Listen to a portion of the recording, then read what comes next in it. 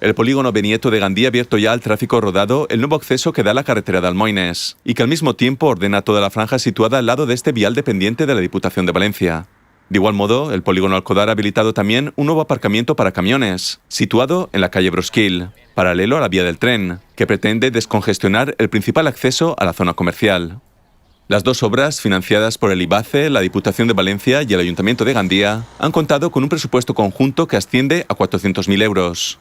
En el caso de Benieto, las actuaciones han permitido disponer además de un nuevo carril bici y solucionar todos los problemas de acumulación de agua de lluvia y arrastre de tierra.